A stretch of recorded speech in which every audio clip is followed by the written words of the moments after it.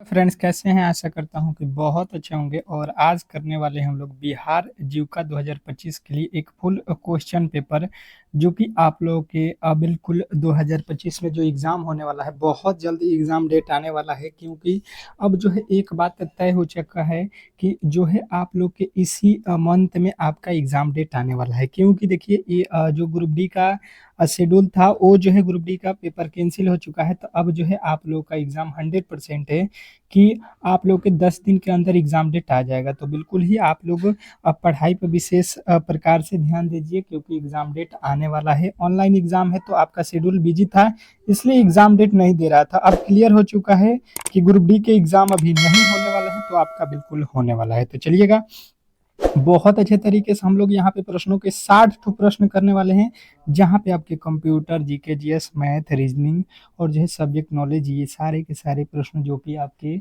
यहाँ पे बिहार जीविका का सिलेबस है, उसके अकॉर्डिंग मैंने प्रश्नों को रखा हुआ है। तो इस क्लास को अच्छे तरीके से अगर आप देख लेते हो और 45 प्लस स्कोर अगर कर देते हो यहाँ पे, तो 100% है कि आप एग्ज़ाम हॉल में भी बेहतर स्कोर करने वाले हो। तो चलिएगा, क्लास को स्टार्ट करते हैं। ज़्यादा समय आप लोगों के पास अब बच नहीं गया है, तो डेली ही क्लास में आइए बेहतरीन तरीके से तैयारी के लिए। क्लासेज बहुत इंपॉर्टेंट है आपके एग्ज़ाम के लिए, तो बिल्कुल क्लास को लाइक कर दीजिएगा क्लास को स्टार्ट होने से पहले। और चैनल पे नए आए हैं तो बिल्कुल अब जो है चैनल को सब्सक्राइब करके रखिएगा, कि ये जो क्लासेज आप लोगों को मिलने वाला है, ये डेली शाम में 8 पीएम पे मिलता है। ठीक है, तो बिल्कुल आप इसके लिए तैयार रहिएगा। ठीक है, चलिएगा यहाँ पे पहले प्रश्न से स्टार्ट करेंगे। पहला प्रश्न आपसे देखिए, भारत और आधुनिक इतिहास से है, क्योंकि ये आप लोग के सिलेबस में है। ठीक है, चैप्टर वाइज हम लोग क्लासेज कर रहे हैं और 100% आप लोग के प्रश्न यहाँ से एग्जाम हॉल में पूछने वाला है। पहला प्रश्न पूछा गया है, भारतीय राष्ट्रीय कांग्रेस के पहले जो है अधिवेशन 1885 के अध्यक्ष कौन थे? वीवीआई आप लोग कर लीजिएगा, क्योंकि ये प्रश्न सीधा आपके एग्जाम हॉल में पूछा जाएगा। ठीक है, पहले प्रश्न का उत्तर आप लोग को टेस्ट के दौर पे बताना है। ए होगा कि बी होगा कि सी होगा कि डी होगा। सभी लोग बताएंगे यहाँ पे कि ए बी सी डी में से कौन से अक्षर आपके होने वाले हैं। बिल्कुल बेहतरीन प्रश्न है और बताने की कोशिश करेंगे सभी लोग। तो भारतीय राष्ट्रीय कांग्रेस के पहले अधिवेशन के अध्यक्ष कौन थे? अगर ये प्रश्न आप लोगों से पूछा जाता है तो आपके राइट उत्तर बनेगा डब्ल्यू सी बनर्जी। आपके W C Banerjee option number B वाले जितने भी मेरे दोस्त हैं उनके बिल्कुल राइट उत्तर हो जाएगा। नेक्स्ट प्रश्न अगर पूछ देता है कि भारतीय राष्ट्रीय कांग्रेस के जो है यहाँ पे स्थापना कब हुई, तो 1885। ये भी आप लोग को याद रखना है। ठीक है, नेक्स्ट प्रश्न की ओर चलेंगे और अगला प्रश्न आपके सामने है, कह रहा है कि भारत छोड़ो आंदोलन के दौरान जयप्रकाश नारायण को किस जेल में रखा गया था? भारत छोड़ो आंदोलन के दौरान जयप्रकाश नारायण को किस जेल में रखा गया था? ये प्रश्न आप लोगों से पूछा गया है। वीवीआई कर लीजिएगा, क्योंकि प्रश्न बहुत इंपॉर्टेंट है और ये सीधे आपके एग्जाम हॉल में पूछे जाएंगे। तो बताने की कोशिश कीजिए सभी लोग, क्वेश्चन नंबर दूसरे का जो है राइट उत्तर क्या होने वाला है। क्वेश्चन नंबर 2 सभी लोग बताएंगे यहाँ पे। बिल्कुल बहुत अच्छा प्रश्न है। और जिन्होंने भी यहाँ पे बताया है कि भारत छोड़ो आंदोलन के दौरान जयप्रकाश नारायण को यहाँ पे हजारी बाग जेल में रखा गया था, ऑप्शन नंबर ए तो बिल्कुल राइट उत्तर हो जाएगा। इसमें किसी तरीके के डाउट नहीं होना चाहिए। नेक्स्ट प्रश्न की ओर चलेंगे और अगला प्रश्न आपके सामने है। देखिए, आपका अगला प्रश्न कह रहा है कि काबुली वाला किसने लिखा? काबुली वाला किसने लिखा? क्वेश्चन नंबर आपके तीसरे के राइट उत्तर बताने की कोशिश करेंगे सभी लोग। क्वेश्चन नंबर 3 सभी लोगों के यहाँ पे उत्तर आने चाहिए।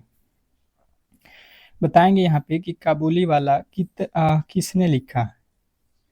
क्वेश्चन नंबर तीसरे का राइट उत्तर बताने की कोशिश करेंगे। तो जिन्होंने बताया है यहाँ पे रविंद्रनाथ टैगोर, तो बिल्कुल राइट उत्तर हो जाएगा ऑप्शन नंबर बी। आपके स्कोर अंत में पता चलना चाहिए, सभी लोग टेस्ट दे रहे हो कि नहीं, ये आप लोगों को डिपेंड करेगा बहुत ज़्यादा एग्जाम हॉल पे। ठीक है, तो जो टेस्ट दे रहे हैं, हर एक प्रश्न का उत्तर बता रहे हैं गलती या सही, उनका देखना स्कोर और अपना देखना स्कोर, बिल्कुल आप लोगों को अलग स्कोर देखने को मिलेगा। तो बिल्कुल ही आप बेहतर तरीके से तैयारी करें। कह रहा पहली बार अंग्रेजों ने भारत में किस स्थान पर ट्रेडिंग फैक्ट्री स्थापित की? पहली बार अंग्रेजों ने भारत में किस स्थान पर ट्रेडिंग फैक्ट्री स्थापित की? अगर चौथे नंबर प्रश्न का बात किया जाए तो जिन्होंने बताया है सूरत, तो बिल्कुल राइट उत्तर है ऑप्शन नंबर ए सूरत। ठीक है, नेक्स्ट प्रश्न की ओर चलेंगे और अगला प्रश्न आपके सामने है, कह रहा है यहाँ पे कि जो है 5वां नंबर प्रश्न, इलाहाबाद संधि कब हुई? इलाहाबाद संधि कब हुई? क्वेश्चन नंबर 5वें का जो है राइट उत्तर बताएंगे। पहले का 5वें का जो है उत्तर क्या हो रहा है, ABCD करके बिल्कुल फटाफट से बताएंगे। इलाहाबाद संधि कब हुई? बात किया जाए 5वें नंबर प्रश्न का, तो जिन्होंने बताया है इलाहाबाद संधि, तो जिन्होंने बताया है 1765, तो बिल्कुल राइट उत्तर हो जाएगा ऑप्शन नंबर बी। बिल्कुल बहुत अच्छा, बहुत बेहतरीन, जिनका भी उत्तर बी आया था। नेक्स्ट प्रश्न देखिए, कह रहा है आपका कि जो है राष्ट्रीय एवं अंतर्राष्ट्रीय संगठन, राष्ट्रीय एवं अंतर्राष्ट्रीय संगठन, क्वेश्चन आपके सामने इससे अब पूछे जाएंगे क्योंकि ये भी टॉपिक आपके लिए बहुत महत्वपूर्ण है। कह रहा है कि नाटो की स्थापना कब हुई? नाटो की स्थापना कब हुई बताने की कोशिश करेंगे। क्वेश्चन नंबर 6, क्वेश्चन नंबर 6 का जो है राइट उत्तर बताने की कोशिश करेंगे सभी लोग। नाटो की स्थापना कब हुई? अगर 6 नंबर प्रश्न की बात की जाए तो जिन्होंने बताया है 1949, तो बिल्कुल राइट उत्तर है ऑप्शन नंबर सी। नाटो की स्थापना कब हुई थी? तो 1949, जिन्होंने भी बताया है ऑप्शन नंबर सी, तो बिल्कुल राइट उत्तर है। नेक्स्ट प्रश्न की ओर चलेंगे और अगला प्रश्न आपके सामने है, कह रहा है कि विश्व व्यापार संगठन यानी WTO की जो है गठन कब हुई? विश्व व्यापार संगठन WTO का जो है गठन कब हुआ? क्वेश्चन नंबर 7वें का जो है राइट उत्तर बताने की कोशिश करेंगे। सभी लोगों के उत्तर यहाँ पे फटाफट से आने चाहिए।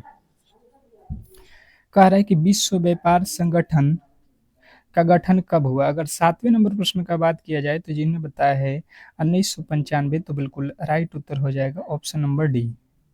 जिन्होंने भी डी को चुना है यहाँ पे, तो बिल्कुल राइट उत्तर है। नेक्स्ट प्रश्न, अगले प्रश्न की ओर चलेंगे और अगला प्रश्न आपके सामने है कि ASEAN, एसीन का मुख्यालय कहाँ है? असीन का मुख्यालय आप लोगों से पूछा गया है।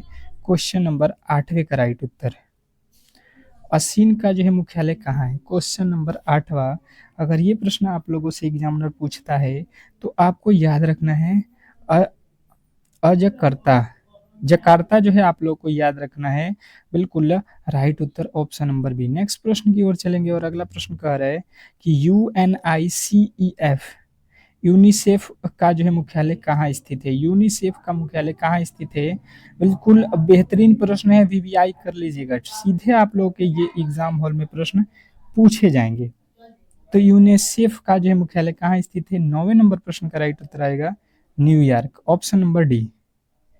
ऑप्शन नंबर डी के जो है राइट उत्तर है। नेक्स्ट प्रश्न, एमनेस्टिक इंटरनेशनल किस क्षेत्र से संबंधित है? एमनेस्टिक इंटरनेशनल किस क्षेत्र से संबंधित है? क्वेश्चन नंबर 10वें के राइट उत्तर बताने की कोशिश करेंगे। क्वेश्चन नंबर 10वां का जो है राइट उत्तर यहाँ पे आएगा मानव अधिकार। जिन्होंने बताया है ऑप्शन नंबर बी, मानव अधिकार, बिल्कुल राइट उत्तर है। नेक्स्ट प्रश्न की ओर चलेंगे और अगला प्रश्न देखिए, कह रहा है कि बिहार एवं केंद्र की जो है योजनाएं, बिहार एवं केंद्र की योजनाएं से रिलेटेड आपके प्रश्न पूछे जाएंगे एग्जाम हॉल में। बिल्कुल देखिए, एक पूरा का पूरा जो है आप लोगों का पेपर यहाँ पे सॉल्व हो रहा है। तो बिहार की हर घर नल का जो है जल योजना किस जो है निश्चय के अंतर्गत आती है? बिहार में हर घर नल की जल योजना किस जो है निश्चय के अंतर्गत आती है? अगर 11वें नंबर प्रश्न का बात किया जाए तो जिन्होंने बताया है कि 7 निश्चय, तो बिल्कुल राइट उत्तर हो जाएगा 7 निश्चय, ऑप्शन नंबर डी। नेक्स्ट प्रश्न की ओर चलेंगे और अगला प्रश्न आपके सामने है, कह रहा है कि प्रधानमंत्री मुद्रा योजना किस वर्ष शुरू हुई? प्रधानमंत्री मुद्रा योजना किस वर्ष शुरू हुई? क्वेश्चन नंबर 12वें का जो है राइट उत्तर बताने की कोशिश करेंगे। क्वेश्चन नंबर 12, प्रधानमंत्री मुद्रा योजना किस वर्ष शुरू हुई? तो जिन्होंने भी बताया है कि 2015, तो बिल्कुल राइट उत्तर है ऑप्शन नंबर बी। तो जिन्होंने भी बी को चुना है उनके बिल्कुल 100% सही उत्तर है। नेक्स्ट प्रश्न कह रहा है यहाँ पे कि मुख्यमंत्री कन्या उद्यान योजना का जो है उद्देश्य क्या है? मुख्यमंत्री कन्या उद्यान योजना का जो है मुख्य उद्देश्य क्या है? क्वेश्चन नंबर आपके 13वें के जो है राइट उत्तर बताएंगे। सभी लोग बताएंगे मुख्यमंत्री कन्या उद्यान योजना का जो है उद्देश्य क्या है। तो अगर यहाँ पे 13वें नंबर प्रश्न का राइट उत्तर बालिकाओं की शिक्षा एवं सुरक्षा, तो बिल्कुल राइट उत्तर है ऑप्शन नंबर बी। नेक्स्ट प्रश्न की ओर चलेंगे और अगला प्रश्न आपके सामने है, कह रहा है कि प्रधानमंत्री उज्ज्वला योजना 2.0 कब शुरू हुई? प्रधानमंत्री उज्ज्वला योजना कब शुरू हुई? क्वेश्चन नंबर आपके 14वें के जो है राइट उत्तर बताएंगे सभी लोग। क्वेश्चन नंबर 14, क्वेश्चन नंबर 14वें का जो है राइट उत्तर जिन्होंने बताया है 2021, तो बिल्कुल राइट उत्तर हो जाएगा ऑप्शन नंबर सी। नेक्स्ट प्रश्न की ओर चलेंगे और अगला प्रश्न कह रहा है बेटी बचाओ बेटी पढ़ाओ योजना किस वर्ष लॉन्च हुई? बेटी बचाओ बेटी पढ़ाओ योजना किस वर्ष लॉन्च हुई? क्वेश्चन नंबर 15वें के जो है राइट उत्तर बताएंगे सभी लोग। क्वेश्चन नंबर 15, तो जिन्होंने बताया है 2015 में लॉन्च हुई, ऑप्शन नंबर बी, तो बिल्कुल राइट उत्तर है। नेक्स्ट प्रश्न की ओर चलेंगे और अगला प्रश्न आपके सामने है, कह रहा है कि पुरस्कार और सम्मान से जो है रिलेटेड प्रश्न आप लोगों से पूछे जाएंगे। कौन सा चैप्टर है आप लोगों के टॉपिक? पुरस्कार और सम्मान योजना। ठीक है, कह रहा है कि भारत का सर्वोच्च सैन्य पुरस्कार कौन सा है? भारत का सर्वोच्च सैन्य जो है पुरस्कार कौन सा है? 16वें नंबर प्रश्न के राइट उत्तर बताएंगे सभी लोग। तो जिन्होंने बताया है यहाँ पे परमवीर चक्र, तो बिल्कुल राइट उत्तर हो जाएगा यहाँ पे ऑप्शन नंबर बी कि जो है सैन्य पुरस्कार में परमवीर चक्र दिया जाता है। नेक्स्ट प्रश्न, अगला प्रश्न देखिए, कह रहा है यहाँ पे प्रथम महिला जिन्हें नोबेल शांति पुरस्कार मिला, प्रथम महिला जिन्हें जो है नोबेल शांति पुरस्कार मिला। क्वेश्चन नंबर आपके 17वें के जो है राइट उत्तर बताने की कोशिश करेंगे सभी लोग। क्वेश्चन नंबर 17, अगर जिन्होंने भी बताया है यहाँ पे कि बर्था वान सुटनर, तो बिल्कुल राइट उत्तर ऑप्शन नंबर सी। तो जिन्होंने भी सी को चुना है उनके बिल्कुल राइट उत्तर है। अगला प्रश्न पूछा जा रहा है कि ज्ञानपीठ पुरस्कार किस क्षेत्र में दिया जाता है? ज्ञानपीठ पुरस्कार किस क्षेत्र में दिया जाता है? क्वेश्चन नंबर आपके 18वें के राइट उत्तर बताएंगे सभी लोग कि ज्ञानपीठ पुरस्कार किस क्षेत्र में दिया जाता है। बिल्कुल बहुत इंपॉर्टेंट प्रश्न है और क्लासेज जो है आप लोग को अच्छा लग रहा है तो बिल्कुल क्लास को लाइक करके चैनल को सब्सक्राइब कर लीजिएगा। ये डेली ही क्लासेज आपको हम फ्री में प्रोवाइड करते हैं, तो क्लास करने के लिए बिल्कुल चैनल को सब्सक्राइब करेंगे तो आपको हो जाएगा साहित्य के क्षेत्र में। नेक्स्ट प्रश्न की ओर चलेंगे और अगला प्रश्न आपके सामने है कि बुकर प्राइज किस क्षेत्र से संबंधित है? बुकर प्राइज किस क्षेत्र से संबंधित है बताने की कोशिश करेंगे सभी लोग। बुकर प्राइज किस क्षेत्र से संबंधित है? क्वेश्चन नंबर 19, क्वेश्चन नंबर 19 का बात किया जाए कि बुकर प्राइज किस क्षेत्र से संबंधित है, तो आपके राइट उत्तर बन जाएगा साहित्य के क्षेत्र से, ऑप्शन नंबर बी। नेक्स्ट प्रश्न की ओर चलेंगे और अगला प्रश्न आपके सामने है, कह रहा है कि राजीव गांधी खेल रत्न पुरस्कार का जो है नाम बदलकर कौन सा जो है नाम रखा गया है? राजीव गांधी खेल रत्न पुरस्कार का नाम बदलकर क्या रखा गया है? क्वेश्चन नंबर 20वें के जो है राइट उत्तर बताएंगे सभी लोग। तो जिन्होंने बताया है ध्यानचंद्र खेल रत्न पुरस्कार, ऑप्शन नंबर ए, तो बिल्कुल राइट उत्तर हो जाएगा। नेक्स्ट प्रश्न की ओर चलेंगे और अगला प्रश्न आपके सामने है, कह रहा है यहाँ पे खेल से रिलेटेड कि फीफा विश्व कप 2022 किस देश ने जीता? फीफा विश्व कप 2022 किस देश ने जीता? क्वेश्चन नंबर आपके 21वें के जो है राइट उत्तर बताएंगे सभी लोग। तो क्वेश्चन नंबर 21 का राइट उत्तर हो जाएगा अर्जेंटीना, बिल्कुल राइट उत्तर है। नेक्स्ट प्रश्न की ओर चलेंगे और अगला प्रश्न कह रहा है कि विजय हजारे ट्रॉफी किस खेल से जुड़ा हुआ है? विजय हजारे ट्रॉफी किस खेल से संबंधित है? ये प्रश्न आप लोगों से पूछा गया है। तो विजय हजारे ट्रॉफी का बात किया जाए तो जिन्होंने बताया है क्रिकेट से ये संबंधित है, यानी ऑप्शन नंबर ए, तो बिल्कुल 100% आपके सही उत्तर है। नेक्स्ट प्रश्न की ओर चलेंगे और अगला प्रश्न कह रहा है पीकेएल किस खेल से संबंधित है? पीकेएल यानी कि pro kabaddi league, pro kabaddi league किस खेल से संबंधित है? तो प्रो कबड्डी लीग, इसका मतलब कबड्डी आ गया, तो कबड्डी से रिलेटेड है, ऑप्शन नंबर बी जो है आपका बिल्कुल राइट उत्तर है। जैसे आईपीएल होता है इंडियन प्रीमियर लीग जो कि क्रिकेट से है, उसी प्रकार ये कबड्डी का है। नेक्स्ट प्रश्न देखिए, कह रहा है कि वर्ल्ड स्नूकर चैंपियनशिप किस खेल से संबंधित है? वर्ल्ड स्नूकर चैंपियनशिप किस खेल से संबंधित है? क्वेश्चन नंबर 24वें के जो है राइट उत्तर बताएंगे सभी लोग। क्वेश्चन नंबर 24 का बात किया जाए तो बिलियर्ड्स, स्नूकर, तो बिल्कुल राइट उत्तर है ऑप्शन नंबर बी। नेक्स्ट प्रश्न की ओर चलेंगे और अगला प्रश्न कह रहा है चेस ऑन ऑनमी पैड 2022 भारत के किस राज्य में जो है आप लोग के हैं, ये आप लोगों को बताना है। तो 25वें नंबर का बात किया जाए तो तमिलनाडु अगर आपने बताया है तो बिल्कुल राइट उत्तर हो जाएगा ऑप्शन नंबर बी। नेक्स्ट प्रश्न की ओर चलेंगे और अगला प्रश्न आपके सामने है, कह रहा है यहाँ पे, ये तो हो गया है, कह रहा है करेंट अफेयर के प्रश्न यहाँ पे कि जो है 2024 में ऑस्ट्रेलिया के प्रधानमंत्री कौन हैं। 2024 में ऑस्ट्रेलिया के प्रधानमंत्री कौन हैं बताने की कोशिश करेंगे। बिल्कुल अगला प्रश्न आपके सामने है और फटाफट से आपके जवाब आने चाहिए। क्लास लाइक शेयर में आप लोग कंजूसी मत कीजिए क्योंकि बहुत मेहनत से ये पूरे के पूरे आपके सिलेबस को हम लोग कवर कर रहे हैं और ऐसा क्लास आपको फ्री में यूट्यूब पे नहीं मिलने वाला है, ठीक है। तो बिल्कुल ही आप लोग बेहतरीन तरीके से अपना तैयारी कर सकते हैं। जिन्होंने बताया एंथली जो है अल्बनीज, तो बिल्कुल राइट उत्तर हो जाएगा ऑप्शन नंबर बी। नेक्स्ट प्रश्न की ओर चलेंगे और अगला प्रश्न कह रहा है कि 2024 से भारत का जो है चीफ ऑफ डिफेंस स्टाफ यानी कि सीडीएस कौन है। 2024 से भारत का चीफ ऑफ डिफेंस स्टाफ 2000 जो है 24 से कौन है, अगर ये प्रश्न आप लोगों से एग्जामिनर पूछ देता है तो आपके राइट उत्तर यहाँ पे क्या होने वाला है। तो बात किया जाए 2024 से चीफ यानी कि सीडीएस कौन है, तो आपके राइट उत्तर बनेगा अनिल चौहान। ऑप्शन नंबर आप अगर ए को बताए हैं तो बिल्कुल राइट उत्तर है। नेक्स्ट प्रश्न की ओर चलेंगे और अगला प्रश्न आपके सामने है कि 2024 में नोबेल शांति पुरस्कार किसे मिला।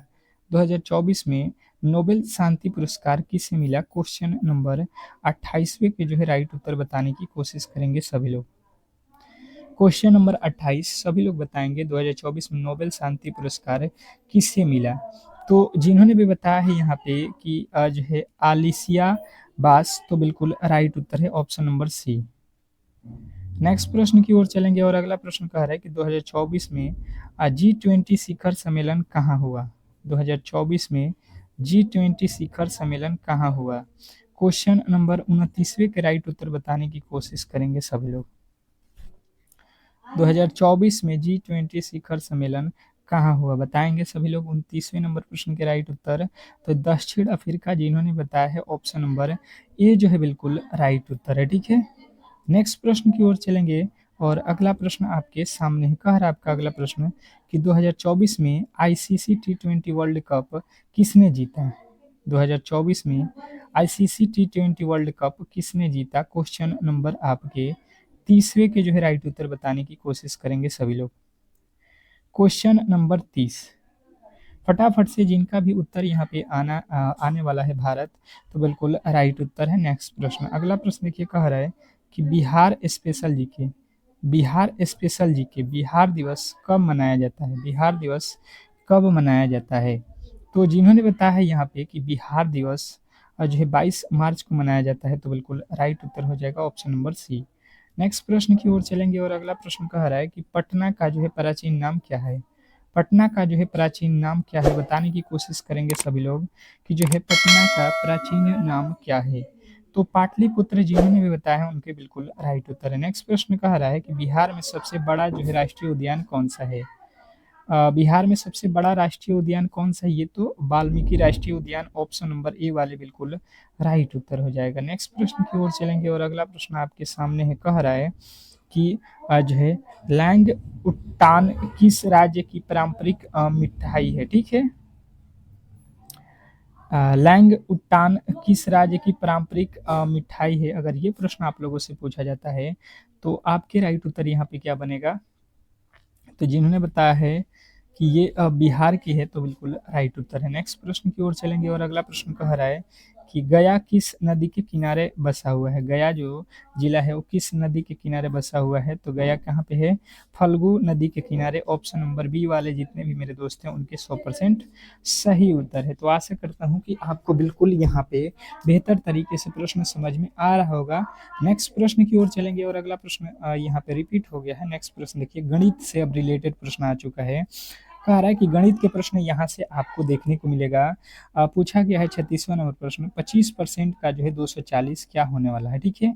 स्टार लगाएंगे प्रश्न पे और फटाफट से 240 का जो है 25% आपको निकाल देना है, या 25 बट्टा आपको 100 करना है, ठीक है।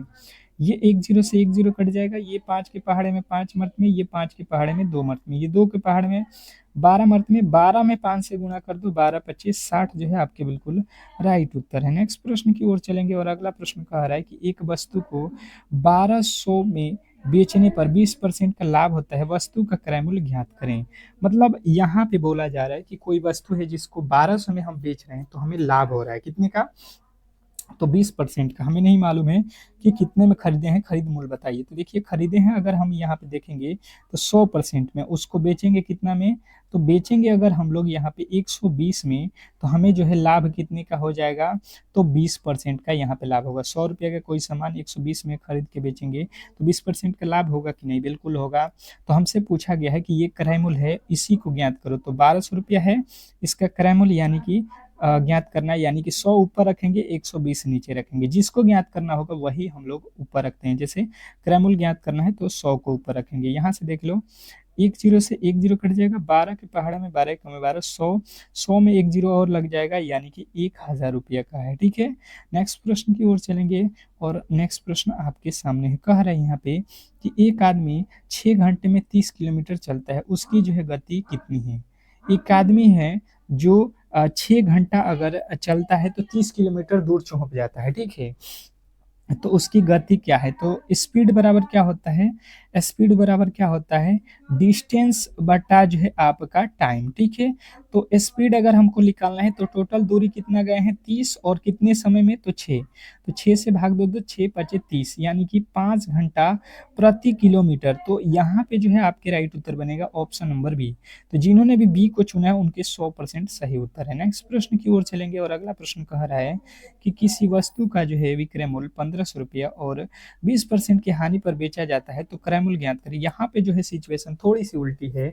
अब जो है आपको ध्यान देना है, जैसे आपने कोई वस्तु खरीदा, कितने में खरीदा, अभी हमने बताया कि 100 में खरीदते हैं और उसमें 20% का हानि, यानी कि हम उसको कितने में बेच देंगे, तो 80 में बेच देंगे। 100 का सामान 80 में बेच देंगे तो हमें कितने का हानि हो जाएगा, 20% का। तो पूछ रहा है यहाँ पे कि जो है क्रय मूल्य क्या है, यहाँ पे विक्रय मूल्य दिया हुआ है तो क्रय मूल्य हमको फिर से बताना है। तो देखो 1500 रुपया है और क्रय मूल्य बताना है, यानी कि 100 ऊपर और 80 नीचे। एक जीरो से एक जीरो, अब जो है यहाँ से काट दो। 8 के पहाड़े में कितने मर्द में, 8 के पहाड़े में 8 एकम 8 7 8 अट्ठाई 64 हो जाएगा। कितना बचेगा यहाँ पे, 8 अट्ठाई 64 6 नहीं कट रहा है, तो 4 के पहाड़ में काट दो। ये 4 के 2 के पहाड़ में 4 मर्द में, 2 के पहाड़ में 5 मर्द में, फिर ये 4 के पहाड़ में कट जाएगा, बिल्कुल कट जाएगा। इसको देख लो कितने मर्द में कट रहा है, तो 4 के पहाड़ में 4 तीन 12 हो जाएगा। कितना बचेगा 3, 4 सत्ते 28, 4 पचे 20। अब इसमें गुणा कर दो, 5 पचे 25, अंत में 5 आएगा, यानी कि 1875। आपका इकाई अंक से पता चल गया, यहाँ पे 0 0 था तो ये तो कभी नहीं होगा। नेक्स्ट प्रश्न की ओर चलेंगे और अगला प्रश्न कह रहा है 2 वर्षों में 5,000 रुपया 10% वार्षिक ब्याज के साधारण ब्याज की दर से कितना होगा। तो स्टार लगाएंगे, यहाँ पे हमें साधारण ब्याज निकालना है। एसआई, एसआई का फॉर्मूला क्या बताया था, मूलधन। तो मूलधन कितना है 5,000, मूलधन गुणे समय कितना है, तो यहाँ पे 2 वर्ष, दर कितना है तो 10, बट्टे में कितना होता है 100। ये तो फॉर्मूला आपने पढ़ा होगा। 2 जीरो से ये 2 जीरो कट जाएगा बिल्कुल। अब जो है गुणा कर लो, 10 दूना 20, 20 पचे 100, 100 पे एक और जीरो लग जाएगा यहाँ वाला, तो बिल्कुल आप कहोगे 1000 रुपया जो है आपके बिल्कुल राइट उत्तर हो जाएगा, जो कि ऑप्शन नंबर सी में दिया गया है। तो आशा करता हूँ ये प्रश्न आपको बिल्कुल अच्छे तरीके से समझ में आ गया होगा। कह रहा है किसी कार्य को 45 आदमी 20 दिनों में कर सकते हैं, वही कार्य जो है 30 आदमी कितने दिनों में करेंगे। तो आपके फॉर्मूला मैंने बताया था किस तरीके से कि आदमी गुणे दिन। आदमी कितने हैं, 15 आदमी हैं और काम कितने दिन में कर रहे हैं, 20 दिन में। उसी प्रकार से 30 आदमी हैं तो कितने दिन में उस काम को कर देंगे, तो यहाँ पे 30 गुणे दिन कर देंगे। पहले आदमी फिर गुणे दिन, आदमी गुणे दिन। यहाँ से देख लो, एक जीरो से इसको एक जीरो काट दो, 3 के पहाड़े में ये 15, 5 मर्द में 5 में 2 से गुणा कर दो 10, और इधर हो जाएगा डी। तो 5 दूना का 10, यानी 10 दिन आपके बिल्कुल राइट उत्तर है। नेक्स्ट प्रश्न कह रहा है यहाँ पे कि यदि किसी वस्तु 40% के छूट पर 600 में बिकती है तो अंकित मूल्य कितनी है, बताएंगे आप सभी लोग। कि यहाँ पे यदि किसी वस्तु को 40% छूट पर जो है 600 रुपये में बिकती है तो अंकित मूल्य आपको ज्ञात करना है। तो देखिए सबसे पहले आप लोगों को ये मालूम होना चाहिए कि जो है अगर वस्तु 100% अंकित मूल्य है तो यहाँ पे छूट दिया जाएगा तो कितने पे आ जाएगा 60 में, क्योंकि 40% छूट दिया गया है। तो 100 में से 40 छोड़ देंगे कितने में मिलेगा, तो 60 में मिल जाएगा। ये कह रहा नहीं 600 में है, तो हमें जो है बताना है किसका दाम, तो अंकित मूल्य। तो ये तो अंकित मूल्य है और ये बेचा जा रहा है छोड़ कर, तो हमें बताया जा रहा है नहीं 600 रुपया में बेचा गया है, हमें निकालना है अंकित मूल्य, यानी 100 ऊपर हो जाएगा और 60 नीचे। 60 के पहाड़े में ये कट जाएगा, 10 मर्त में 10 में 100 से गुणा करेंगे जो है 1000। ऑप्शन नंबर डी जो है आपके बिल्कुल राइट उत्तर है। नेक्स्ट प्रश्न कह रहा है कि रीजनिंग बेस्ड जो है प्रश्न रहेंगे, रीजनिंग पे रिलेटेड आपके प्रश्न यहाँ पे पूछे गए हैं। कह रहा है कि श्रृंखला को जो है पूरा करें। ये जो श्रृंखला दिया गया है इसका जो है अगला पद जो है बताना है, बताने की कोशिश करेंगे वीवीआई इस प्रश्न को लगाकर। अब देखिए यहाँ पे हुआ क्या है, अगर देखेंगे तो 2 से 6 हुआ, मतलब यहाँ पे 3 गुना कर दिया, 6 से 12 2 गुना, मतलब यहाँ पे तो गुणा नहीं किया है, ये लॉजिक बिल्कुल गलत हो जाएगा। 2 से 6 यानी कि 4 जोड़ दिया, 6 से 12 यानी कि 6 जोड़ दिया, 12 से 20 यानी कि 8 जोड़ दिया। देखो हर बार दो दो ठो जोड़ा हुआ है तो 2 ठो अब भी जोड़ दो, ये हो जाएगा 10, 20 में 10 जोड़ेंगे कितना आ जाएगा 30।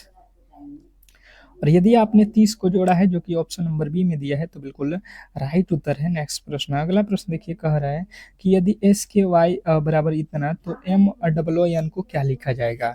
बिल्कुल स्टार लगाएंगे, ये भी प्रश्न आपके एग्जाम में आने वाले हैं, ठीक है, क्योंकि बहुत बेहतरीन प्रश्न है और कहीं ना कहीं आपके सीधे एग्जाम हॉल में ये प्रश्न पूछे जाएंगे। एस के बाद क्या आता है, टी वाई, के बाद एल, वाई के बाद जेड। तो देखो एम के बाद क्या आएगा, यहाँ पे एन आएगा, ओ के बाद क्या आएगा, पी आएगा, ओ के बाद पी आएगा, एन के बाद ओ आएगा। अब चेक कर लो ये कहाँ पे है, आप कहोगे भाई साहब option number A. Option number A बताया है तो बिल्कुल राइट उत्तर है। नेक्स्ट प्रश्न कह रहा है कोडिंग में आर ए एम रैम को ये लिखा जाता है, सी ए टी कैट को ये लिखा जाता है, तो डी ओ जी डॉग को क्या लिखा जाएगा, बताएंगे सभी लोग कि जो है इस प्रश्न के राइट उत्तर क्या होने वाला है। क्वेश्चन नंबर 46वें के जो है राइट उत्तर बताने की कोशिश करेंगे सभी लोग। जैसे मैंने देखा यहाँ पे तो आर का कोड कितना होता है 18 प्लस ए का कोड 1 प्लस एम का कोड कितना होता है 13। 18 13 जोड़ देंगे तो कितना आएगा 32, पर यहाँ पे लिखा हुआ है 36, मतलब इसमें 4 और ऐड कर दिया। सी का कोड कितना होता है, सी का कोड 3 होता है, ए का कोड 1, टी का होता है 20। देखिए यहाँ पे 36 नहीं होगा 32 ही होगा, क्योंकि यहाँ पे कोड को जोड़ के लिखा गया है, टाइपिंग मिस्टेक है, तो आप डी ओ जी को लिख दो। डी ओ जी को कितना हो जाएगा आप चेक कर लो, डी का कोड 4, ओ का कोड 15, जी का कोड 7, कितना हो जाएगा 7 4 11, 11 15 कितना होता है 11 और 15, सॉरी 11 और 15 कितना होता है, तो आप कहोगे 11 और 7 4 11 और 15 कितना हो जाएगा आपका 26। 11 और 15 26 आपके बिल्कुल राइट उत्तर है। नेक्स्ट प्रश्न कह रहा है कि यदि किसी दर्पण में 3:40 समय दिखा रहा है तो वास्तविक समय क्या होगा। तो देखिए वास्तविक समय अगर आपको पता करना है तो आपको बिल्कुल ये लॉजिक मालूम होना चाहिए कि कभी भी टाइम जो है आपको याद रखना है 11:60। कितना आपको टाइम याद रखना है 11:60 में। अगर आपको दर्पण निकालना है या रियल टाइम निकालना है तो आप बिल्कुल 11:60 में से इसी को माइनस कर देना, ठीक है। तो यहाँ पे 20 मिनट हो जाएगा, यहाँ पे 8 हो जाएगा, 8:20। अगर आपने बताया है 8:20 तो बिल्कुल राइट उत्तर है ऑप्शन नंबर ए। तो जिन्होंने भी ए को चुना है उनके बिल्कुल 100% सही उत्तर है। नेक्स्ट प्रश्न कह रहा है यहाँ पे कि यदि किसी वर्ग का क्षेत्रफल 125 सेमी है तो उसका जो है भुजा ज्ञात करें। किसी वर्ग का क्षेत्रफल दिया गया है तो उसका भुजा जो है हम लोगों से पूछा जा रहा है, ठीक है। तो अब सबसे पहले यहाँ पे हम लोग ये करेंगे कि वर्ग का क्षेत्रफल होता कितना है, ठीक है। वर्ग का क्षेत्रफल, तो वर्ग का क्षेत्रफल बराबर होता है भुजा भुजा स्क्वायर। क्या होता है भुजा स्क्वायर। अब देखो वर्ग का क्षेत्रफल इसने दिया है 225, इधर हमें भुजा स्क्वायर मालूम है, ठीक है। तो भुजा जो है स्क्वायर होता है, तो ये जो स्क्वायर है ये बराबर के इस तरफ आएगा तो रूट में हो जाएगा, ठीक है, वर्गमूल में हो जाता है। ये 125 किसका वर्ग होता है 15 का होता है, तो भुजा हमें निकल के आ जाएगा 15। जिन्होंने भी बताया है यहाँ पे ऑप्शन नंबर डी तो बिल्कुल राइट उत्तर है। बात क्लियर समझ में आ गया होगा कि 225 जो है ये रूट में है, मतलब 225 का वर्गमूल निकालोगे तो कितना आ जाएगा 15। नेक्स्ट प्रश्न की ओर चलेंगे और अगला प्रश्न आपके सामने है, कह रहा है कि पिता की उम्र 60 वर्ष, पुत्र का उम्र 20 वर्ष, तो आयु का अनुपात जो है क्या होगा? इन दोनों के आयु का जो है अनुपात आप लोगों से प्रश्न में पूछ लिया है। तो अनुपात निकालना है तो सबसे पहले आप लोगों को अनुपात में क्या होता है कि जो है पिता की उम्र कितना है 60 वर्ष, पुत्र का उम्र कितना है 20 वर्ष, यहाँ से काट दो 20 के पहाड़े में 3 मर्द में, 20 के पहाड़े में 1 मर्द में, यानी कि 3:1। जिन्होंने बताया है 3:1, बिल्कुल राइट उत्तर ऑप्शन नंबर बी। नेक्स्ट प्रश्न की ओर चलेंगे और अगला प्रश्न कह रहा है कि श्रृंखला को पूरा करें। श्रृंखला को पूरा करें, बिल्कुल बताने की कोशिश करेंगे सभी लोग। श्रृंखला को पूरा करना है यहाँ पे, तो सबसे पहले आपके दिमाग में आना चाहिए 121 किसका वर्ग होता है? 11 का। 11 का वर्ग यहाँ पे दिया गया है। 144 12 का वर्ग होता है। 169 13 का वर्ग होता है। तो देखिए 11 12 13, 13 के बाद किसका वर्ग होगा? 14। 14 का वर्ग कितना होता है? तो 196। 196 अगर आपने बताया हुआ है तो बिल्कुल राइट उत्तर हो जाएगा। नेक्स्ट प्रश्न की ओर चलेंगे और अगला प्रश्न देखिए कह रहा है कि कंप्यूटर जो है प्रवृत्ता, मतलब कंप्यूटर से रिलेटेड आपके प्रश्न यहाँ पे पूछे गए हैं। कह रहा है आपका पहला कंप्यूटर के प्रश्न की एमएस वर्ड में जो है CTRL+A का जो है प्रयोग किसके लिए होता है? कंप्यूटर में CTRL+A का प्रयोग किसके लिए होता है? अगर ये प्रश्न आपसे एग्जामिनर पूछता है तो आपको बताना है कि सिलेक्ट ऑल के लिए होता है। किसके लिए होता है? सिलेक्ट ऑल, सभी को हम लोग जो है लिखने के लिए करते हैं। नेक्स्ट प्रश्न की ओर चलेंगे। अगला प्रश्न कह रहा है कि एक्सेल में सम यानी कि 10 20 30 का मान क्या होगा? एक्सेल में सम का जो है यहाँ पे मान कितना होता है? 52वें नंबर प्रश्न का बात किया जाए तो जिन्होंने भी बताया है यहाँ पे कि 60 होता है तो बिल्कुल राइट उत्तर हो जाएगा। 10 20 30 जोड़ लो, बिल्कुल आपके 60 आ जाएगा। नेक्स्ट प्रश्न कह रहा है इंटरनेट में HTTP का पूरा नाम क्या है? इंटरनेट में HTTP का जो है पूरा नाम बताने की कोशिश करेंगे। 53 नंबर प्रश्न का राइट उत्तर क्या होने वाला है? तो जिन्होंने बताया है हाइपर टेक्स्ट ट्रांसफर प्रोटोकॉल, तो बिल्कुल राइट उत्तर है ऑप्शन नंबर ए। नेक्स्ट प्रश्न कह रहा है यहाँ पे कि MS पावर पॉइंट में नई स्लाइड जोड़ने के लिए शॉर्टकट क्या है? MS पावर पॉइंट में नई स्लाइड जोड़ने के लिए शॉर्टकट क्या है? अगर ये प्रश्न आपसे पूछ देता है तो आपके राइट उत्तर यहाँ पे क्या बनेगा? तो आप कहोगे कि CTRL+M होगा। नेक्स्ट प्रश्न की ओर चलेंगे और अगला प्रश्न आपके सामने है कि ईमेल भेजने के लिए क्या आवश्यक है? ईमेल जो भेजते हो आप लोग मेल किसी को, तो उसके लिए आवश्यक जो है आप लोगों को क्या होता है? तो जिन्होंने बताया है ईमेल आईडी आवश्यक होगा तभी तो आप किसी के पास मेल कर सकते हो, तो बिल्कुल राइट उत्तर ऑप्शन नंबर सी। तो आज के क्लास को हम लोग यहीं पे संपन्न करेंगे और पूरे के पूरे कितने क्वेश्चन किए हैं? तो 55 क्वेश्चन किए हैं। तो अगर आपको ये क्लास बिल्कुल अच्छा लगा है तो क्लास को लाइक करके चैनल को सब्सक्राइब कर लीजिएगा और बताने की कोशिश करेंगे कमेंट बॉक्स में कि आपके 55 में से कितने अंक सही हुए हैं। ठीक है, 55 प्रश्नों में से कितने सही किए हैं बिल्कुल सभी लोग कमेंट बॉक्स में बताएंगे। मिलते हैं एक बेहतरीन क्लास में, तब तक के लिए धन्यवाद।